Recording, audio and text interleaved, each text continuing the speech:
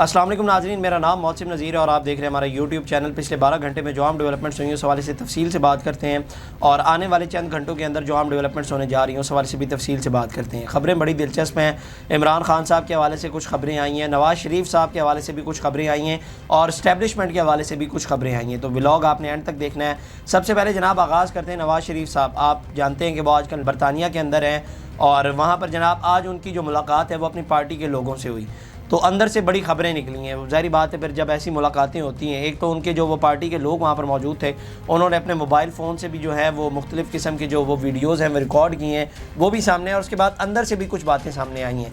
नवाज़ शरीफ साहब पहले तो जनाब कह रहे थे कि जनाब मेरे साथ जो है वो ज़्यादती हुई, वो रुदात सुनाने लग गए कि मुझे निकाला गया, हम अपने दौरे हुकूमत में बड़ा अच्छा काम कर रहे थे और इमरान खान साहब के ऊपर बड़ी तनकीद कर रहे थे और वो कह रहे थे कि जनाब हमें निकाला गया। उन्होंने कहा कि जनाब पंजाब में आवाम को बिजली के बिलों में रिलीफ देने के लिए 40 से 50 अरब रुपए दिए गए। आप लोगों ने खैबर पख्तूनख्वा में पब्लिक वेलफेयर के लिए क्या किया? केपी में इन लोगों की हुकूमत का 11वां या 12वां साल चल रहा है। खैबर पख्तूनख्वा के अवाम इन लोगों से नहीं पूछते कि आप मुल्क को तो छोड़ें, आपने हमारे सूबे के लिए क्या किया। तो इस तरह से जो है वो ज़ाहिर बात इमरान खान साहब के ऊपर और खैबर पख्तूनख्वा की हुकूमत के ऊपर तनकीद कर रहे थे और साथ ही साथ जो है वो अपनी रुदात सुना रहे थे कि जनाब मेरे साथ जो है वो ज़्यादती हुई है और मुझे जो निकाला गया था। इसके बाद एक और बड़ी दिलचस्प उन्होंने बात की। उन्होंने कहा कि जनाब मरीम नवाज़ साहिबा जो वज़ीर आला पंजाब है उनसे मेरी बात हो रही है कि जनाब हम जो हैं वो PIA को हम ख़रीद लें। अब हमसे मुराद है कि पंजाब हुकूमत, ये ना समझिएगा कि शरीफ ख़ानदान, हालांकि शरीफ ख़ानदान भी ख़रीद सकता है, इतना तो है उनके पास, लेकिन पंजाब हुकूमत ख़रीद सके और ये नहीं तो इसके बाद जनाब कोई है तो लोकल एयरलाइन जो है वो ख़रीद ली जाए। तो मेरा ये ख्याल है कि जनाब इसकी कोई अभी ज़रूरत नहीं है क्योंकि पंजाब हुकूमत को और बहुत सारे टारगेट इस वक्त दिए गए हैं जो वो पूरे कर सकें। स्मोक के हवाले से अगर बात कर लें तो पंजाब हुकूमत अगर इसके ऊपर ही कंट्रोल कर ले तो यही एक बहुत बड़ा टारगेट होगा, क्योंकि आज लाहौर के अंदर एयर क्वालिटी इंडेक्स जो है वो 1000+ चला गया था। आप यहाँ से अंदाज़ा लगाएं कि कितना पोल्यूशन होगा लाहौर के अंदर। और पिछले दिनों के अंदर आपको याद होगा कि दुनिया के आलूदा तरीन शहरों में से लाहौर पहले नंबर पे आया था। तो ये सूरत हाल स्मोक की चल रही है और ये PIA ख़रीदने जा रहे हैं। मतलब आपके पास और बहुत सारे टारगेट्स हैं और एम्स हैं, उनको आप फॉलो करें और उनको पूरा करें, वो बेहतर होंगे। और ये सारा सिलसिला मेरा ख्याल है कि इसलिए शुरू हुआ है कि जनाब ये जो 10 अरब की बोली लगी है, ज़ाहिर बात है अब 10 अरब बहुत छोटी रकम है। 85 अरब तो बेस प्राइस थी PIA की, लेकिन 10 अरब की बोली लगी है। तो उसके बाद ये खैबर पख्तूनख्वा हुकूमत भी बीच में इन्वॉल्व हुई है। अब जनाब ज़ाहिर बात है पंजाब हुकूमत भी इन्वॉल्व होने जा रही है और ये अगर आपने करना ही था तो मैं पहले जैसे अली मीन गंडापुर के हवाले से बताया कि जनाब ये कोई मंडी नहीं है जैसे को कल लगी है कि जनाब आलू तोरी और भिंडी ले लो आप लोग और आप लोग ले लोगे। ये जनाब एक पूरा सिलसिला होता है और वो चलता आ रहा था और उसके बाद जो है वो नीलामी हुई और 10 अरब रुपए की लगी है। और ये 10 अरब रुपए की समझ के कर रहे हैं, लेकिन इनको ये नहीं पता कि जनाब उसके ऊपर जो कर्जे हैं 200 अरब रुपए के, वो भी उसकी लाइबिलिटीज़ के अंदर शामिल हैं और वो भी आपको पूरे करने पड़ेंगे। इसके बाद जनाब आगे चलते हैं। अब जो अमेरिका के अंदर नवाज़ शरीफ साहब का स्केजुअल है उसको जनाब बड़ा सिक्योर रखा जा रहा है, वो किसी को नहीं बताया जा रहा, इवन के पार्टी के चंद लोगों को भी नहीं पता, क्योंकि उसकी एक बहुत बड़ी वजह ये भी बताई जा रही है कि जनाब पाकिस्तान तहरीक इंसाफ वाले एहतजाज ही ना करने लग जाएँ। क्योंकि इससे पहले जब काजी फ़ाइज़ ईसा साहब के हवाले से जो एहतजाज रिकॉर्ड किया गया मिडल टेम्पल में, उसके बाद एहतजाज रिकॉर्ड किया गया और उसके बाद जब नवाज़ शरीफ साहब ख़ुद लंदन आए थे तब भी उनका एक भरपूर इस्तकबाल किया था PTI के कारकुनों ने। तो अब जनाब जो है वो इस हवाले से जो स्केजुअल है नवाज़ शरीफ साहब का उसको बड़ा सिक्योर रखा जा रहा है और एम्बेसी को भी नहीं बताया जा रहा। एम्बेसी में भी कुछ लोग हैं जिन्हें ये पता है, क्योंकि वहाँ से भी ये खबरें आती हैं कि जनाब वहाँ पाकिस्तान तहरीक इंसाफ के जो सपोर्टर्स हैं वो बहुत ज़्यादा हैं और उनको चाहने वाले हैं। इस वजह से नवाज़ शरीफ साहब का जो स्केजुअल है उसे सिक्योर रखा जा रहा है। इसके बाद जनाब अब आगे आ जाते हैं। PTI ने जो अपना 8 नवंबर का जलसा था पेशावर वाला उसको जनाब मुलतवी कर दिया और उसके बाद जनाब अब वो 9 नवंबर को सवाबी में एहतजाज की कॉल दी है उन्होंने। इस हवाले से अली मीन गंडापुर आज बड़े चार्ज नज़र आ रहे थे क्योंकि इमरान खान से मुलाकात के लिए वो गए थे अडयाला जेल और ज़ाहिर बात है जब भी वो इमरान खान से मुलाकात करके निकलते हैं और बड़े चार्ज होते हैं, बड़े एनर्जेटिक नज़र आते हैं। तो जनाब उन्होंने गुफ्तगू करते हुए कहा कि बानी PTI से मुलाकात पर पाबंदी आयद की गई थी, दोबारा ऐसा किया गया तो हमारा प्लान तैयार है। उन्होंने कहा कि अब हमें मौजूदा हुकूमत से जान छुड़ानी होगी। मुल्क में आइन तोड़ा गया, मुल्क में कानून की बालादस्ती नहीं है, फॉर्म 47 की हुकूमत से हमें छुटकारा हासिल करना है। अब हम सर पर कफन बांध कर निकलेंगे। वज़ीर आला खैबर पख्तूनख्वा का कहना था कि हमें मारा जाता है, हमारे वर्कर्स को गिरफ़्तार कर लिया जाता है, एक केस में रिहाई है तो दूसरे में गिरफ़्तारी हो जाती है। उनका कहना था कि 9 नवंबर को सवाबी इंटरचेंज पर जमा हो रहे हैं, सवाबी में आइंदा के लाहे अमल का ऐलान किया जाएगा, फ़ाइनल कॉल सवाबी में दी जाएगी। अली अमीन गंडापुर ने कहा कि अब जब हम निकलेंगे तो घर पर बता कर आऊँगा कि मैं वापस ना आया तो जनाजा पढ़ लेना। بانی P T I Imran Khan کو جیل میں سہولیات نہیں دی جا رہی، یہ رویہ اب کسی صورت برداشت نہیں کیا جائے گا۔ انہوں نے کہا کہ ہم نے ایک حکمت عملی بنائی ہے جس پر عمل کرنا ہے، کیونکہ اس حکومت سے جان چھڑانی ہے جب تک آئین توڑنے والے کو سزا نہیں ملے گی کیونکہ اس حکومت سے جان چھڑوانی ہے جب تک آئین توڑنے والے کو سزا نہیں ملے گی، آئین کو توڑا جاتا رہے گا۔ انہوں نے کہا کہ 17 حملے تو ہماری تاریخ میں ہیں، ابھی تو صرف 1-2 کیے ہیں، صوبے کی مشینری لانا میرا حق ہے، اب بھی لے کر آؤں گا۔ ایک سوال کے جواب میں علی امین گنڈا پور کا کہنا تھا کہ اسٹیبلشمنٹ سے مذاکرات ہوتے رہے ہیں لیکن اس وقت کوئی بات چیت نہیں ہو رہی، اگر کسی اور کے مذاکرات ہو رہے ہوں تو وہ وہی بتا سکتا ہے۔ تو جناب علی امین گنڈا پور صاحب نے کہا ہے کہ ایک بار پھر میں کفن باندھ کر نکلنے لگا ہوں۔ علی امین گنڈا پور صاحب گلی کے وہ لڑکے ہیں جن کے اوپر اعتبار نہیں کیا جا سکتا، کیونکہ ان کا ٹریک ریکارڈ جو ہے وہ خاصا اچھا نہیں ہے۔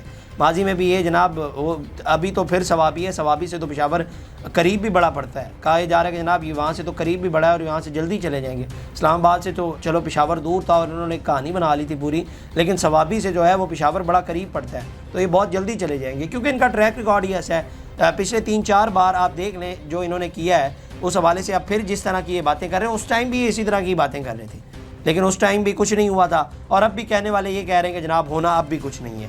اس کے بعد جناب علی امین گنڈا پور کے خلاف جو انہوں نے کہا کہ جناب میرا سامان بھی جو ہے وہ بھی چوری ہوا ہے، اس کے حوالے سے جیو نے بھی خبریں دی ہیں۔ انہوں نے کہا کہ جناب گنڈا پور کے جو ہیں وہ 2 ایپل کے 15 پرو میکس جو ہیں وہ غائب ہوئے ہیں، جس کے حوالے سے وہ کہہ بھی رہے تھے کہ یہ جو گفتگو انہوں نے کی تھی اس کے دوران انہوں نے کہا تھا کہ جناب میرا کچھ ڈیٹا اس کے اندر تھا اور میرے کچھ نمبرز تھے جس کی وجہ سے مجھے مشکلات کا سامنا کرنا پڑ رہا ہے۔ تو علی امین گنڈا پور کو غالباً شاید نہ پتہ ہو کہ ایپل جو آئی کلاؤڈ ہوتا ہے اس کے ذریعے آپ جو ہے اپنا بیک اپ سارا کر سکتے ہیں، یا آپ نے اگر بیک اپ نہ لگایا ہوا ہو تو یہ ایک اور بات ہے، لیکن بیک اپ کے ذریعے جو ہے وہ سارا ڈیٹا آپ کا واپس آ سکتا ہے، آپ کے نمبر بھی واپس آ سکتے ہیں۔ اچھا جی، اس کے ساتھ ساتھ علی امین گنڈا پور کے اوپر جو شراب برآمدگی کا کیس چل رہا تھا اس کی آج سماعت ہوئی ہے۔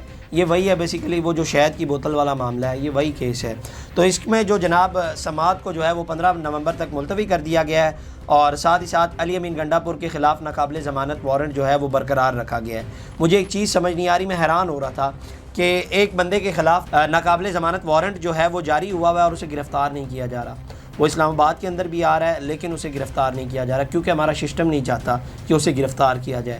سسٹم جب چاہے گا تب وہ گرفتار کر لے گا۔ وہ پاکستان کی ایک جیل کے اندر قیدی کو آ کر مل رہے ہیں اور وہاں پر بھی ان کے خلاف ناقابل ضمانت وارنٹ جو ہے وہ جاری ہوا ہوا ہے لیکن انہیں گرفتار نہیں کیا جا رہا، کیونکہ سسٹم کو بھی ضرورت ہی نہیں ہے ان کو گرفتار کرنے کی۔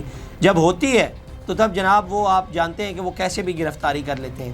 میں ایک بات سوچ رہا تھا کہ یہی اگر کسی عام بندے کے ساتھ یا اس کے خلاف جو ہے ناقابل ضمانت جو ہے گرفتاری کا وارنٹ نکلا ہوا ہو تو اس کے جناب گھر پہ ایسے چھاپے مارے جائیں گے، اگر وہ نہیں مل رہا تو اس کے گھر والوں کو ہی اٹھا لیا جائے گا۔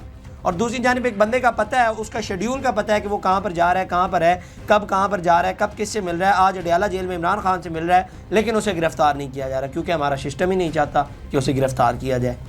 خیر، اس کے بعد جناب اب آگے چلتے ہیں۔ انصار عباسی صاحب نے ایک بڑی اچھی کہانی سنائی ہے، کہانی بڑی دلچسپ ہے اور بڑی انٹرسٹنگ خبر ہے یہ۔ انہوں نے کہا کہ جناب فوج پی ٹی آئی سمیت کسی بھی سیاسی جماعت کے ساتھ کوئی بات چیت نہیں کرے گی، اور ادارے کا موقف پہلے ہی واضح کیا جا چکا ہے کہ یہ سیاسی جماعتوں کا کام ہے کہ وہ سیاست پر بات کریں، مذاکرات کریں اور رعایت دیں اور لیں۔ پی ٹی آئی اور ملٹری اسٹیبلشمنٹ کے درمیان ممکنہ ڈیل کے حوالے سے جاری قیاس آرائیوں کے متعلق سوال کیا تو ایک ذرائع نے نام ظاہر نہ کرنے کی شرط پر بتایا کہ فوج کا ایسے کسی معاملے سے کوئی لینا دینا نہیں۔ ذرائع نے کہا کہ ایسے معاملات پر بات کرنا سیاسی جماعتوں کا کام ہے۔ پاک فوج نے رواں سال مئی میں D G I S P R lieutenant general Ahmed Sharif کی پریس کانفرنس میں اپنی پوزیشن واضح کر دی تھی۔ ذرائع نے یاد دہانی کرائی کہ جب D G I S P R سے مئی میں کسی ڈیل کے امکان سے متعلق پوچھا گیا تو فوجی ترجمان نے اس بات کا اعادہ کیا کہ فوج کا کوئی سیاسی کردار نہیں۔ انہوں نے کہا کہ فوج غیر سیاسی ہے اور ہر حکمت عملی کے ساتھ اس کے تعلقات آئین اور قانون کے مطابق ہیں۔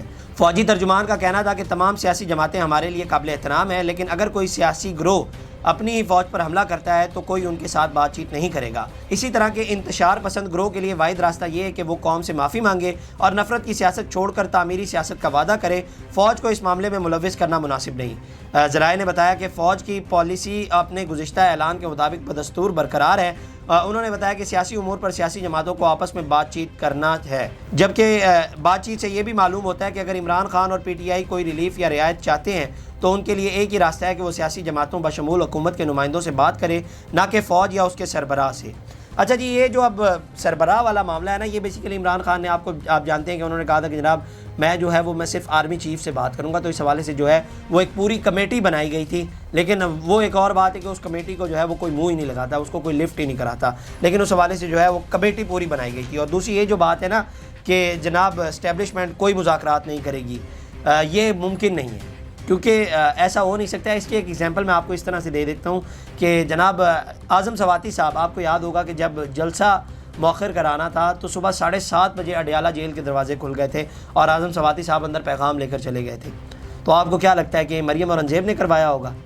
آپ سمجھتے ہیں کہ ان کے پاس اتنی پاور ہے کہ وہ جناب جو ہیں وہ اڈیالہ جیل کے صبح 7:30 بجے دروازے کھلوائیں گی اور وہ جناب چلے جائیں گے اندر اعظم سواتی اور عمران خان کا پیغام اور اپنی بات ادھر پہنچا دیں گے؟ آپ کو لگتا ہے؟ آپ بھی سمجھتے ہیں کہ کون سی طاقت پیچھے بیٹھی ہوئی اور کون یہ سب کچھ کر رہا ہے؟ ہاں یہ بات اور ہے کہ اسے پریس ریلیز اس طرح سے نہیں کیا جاتا چیزوں کو۔ جب عمران خان بھی باجوہ سے ملتے تھے تو اس کی پریس ریلیز جاری نہیں کی جاتی تھی، جب نواز شریف ملک سے باہر جا رہے تھے تب بھی اس کی پریس ریلیز جاری نہیں کی جاتی تھی، تو ایسی چیزوں کی جو ہے وہ پریس ریلیز نہیں کی جاتی۔ ہاں یہ ڈیپینڈ کرتا ہے کہ جب اگلی سائیڈ آپ سے بات کرنا چاہ رہی ہو تبھی ہوتے ہیں معاملات طے، اور انہیں خفیہ ہی رکھا جاتا ہے، یوں پبلکلی پریس ریلیز نہیں کی جاتی چیزوں کی۔ اب یہ باتیں ہی ہو رہی ہے تو نجم سیٹھی صاحب کا میں ایک بڑا کلپ دیکھ رہا تھا اور بڑا سوشل میڈیا کے اوپر وائرل بھی ہے۔ انہوں نے کہا کہ جناب یہ سب کچھ ڈیل کے تحت ہو رہا ہے، بشرا بی بی کا یوں باہر آنا، عمران خان کی بہنوں کا چپ ہو جانا، یہ سب کچھ ڈیل کے تحت ہو رہا ہے۔ آپ کو کیا لگتا ہے کہ یہ سب کچھ ایسے ہی ہو رہا ہے؟ تو یہ جناب وہ جو یہ کالم ہے نا پورا اس حوالے سے، یہ ان سب کو تو تردید کر رہا ہے۔ ویسے ہی نجم سیٹھی صاحب کی اسٹیٹمنٹ، اور نجم سیٹھی صاحب کے حوالے سے کہا جاتا ہے کہ ان کی خبریں جو ہیں وہ ان کے جو کبوتر ہیں وہ بڑے اندر تک ہیں، تو ان کے پاس جو جناب وہ جو خبریں ہوتی ہیں وہ بڑی اتھینٹک ہوتی ہیں۔ تو خیر اس کے بعد جناب اب نعیم بخاری صاحب بڑے عرصے بعد جو ہیں وہ منظر عام پر آئے ہیں اور انہوں نے ایک انٹرویو دیا ہے، اور انٹرویو بڑا دلچسپ دیا، اور انہوں نے جناب خان صاحب کے اوپر جو ہے وہ کھل کر تنقید کی ہے۔ سب سے پہلے تو انہوں نے کیٹیگوریکلی کہا کہ جناب میرا جو فیس بک، انسٹاگرام، ٹویٹر، میرا کوئی بھی اکاؤنٹ نہیں ہے، اور اس کے اوپر جو ٹویٹر کے اوپر ان کے نام سے ایک اکاؤنٹ بنا ہوا ہے اور وہاں پر فیک پوسٹوں کا بھرمار لگا ہوا ہے، تو انہوں نے کہا کہ جناب آپ اس کو جو ہے وہ انفالو کر دیں، وہ میرا کوئی اکاؤنٹ نہیں ہے، اس پر میری فوٹو لگی ہوئی ہے لیکن میں اسے ہینڈل نہیں کر رہا۔ وہ ظاہر بات ہے پی ٹی آئی کا کوئی لونڈا لپاڑا ہی ہینڈل کر رہا ہوگا، اور کون ہینڈل کر رہا ہوگا۔ اس کے بعد انہوں نے کہا کہ جناب مجھے ایک دفعہ عمران خان نے بلایا اور کہا کہ جناب تم ایڈوائزر لا بن جاؤ، تو میں نے ان سے کہا کہ جناب میں آپ کو 1972 سے جانتا ہوں، آپ مجھے برداشت نہیں کریں گے۔ میں نے کہا کہ جناب آپ نے 50 لاکھ گھر بنانے کا وعدہ کیا ہے، میں آپ کے منہ کے اوپر ہاتھ رکھ کے کہتا ہوں کہ آپ پہلے 5000 گھر بنا کر تو دکھائیں۔ اس کے بعد جناب آپ نے 1 کروڑ نوکریوں کا دعویٰ کیا ہے، کہاں سے دیں گے آپ یہ بتائیں؟ تو اس کے بعد عمران خان صاحب نے کہا کہ جناب نہیں I want somebody who can look into my eyes۔ تو میں نے ان سے کہا کہ آپ یہ بات یہاں پر کہہ رہے ہیں لیکن جب آپ کہیں پر بیٹھیں گے تو وہاں پر آپ اس بات سے انکار کر دیں گے۔ اور اس بات میں کوئی دو رائے نہیں ہے کہ عمران خان صاحب ظاہر بات ہے جب ان کی سوئی کسی بات پر اڑ جائے نا تو وہ جناب پیچھے نہیں ہٹتے، وہ اپنی بات منوا کر ہی چھوڑتے ہیں۔ تو نعیم بخاری صاحب نے تو بڑا جو ہے وہ الزامات کا بوچھاڑ لگایا ہے اور بڑی تنقید کی ہے جناب عمران خان صاحب کے اوپر۔ تو یہ تھی جناب آج کی ڈیولپمنٹس، آپ کی کیا رائے کمنٹ سیکشن میں ضرور بتائیے گا۔ اب تک کے لیے اتنا، اپنے میزبان کو دیجیے اجازت، اللہ نگہبان۔ اس طرح کی اور ویڈیوز دیکھنے کے لیے سبسکرائب کیجیے ہمارا چینل اور دیکھتے رہیے PSPKG نیوز۔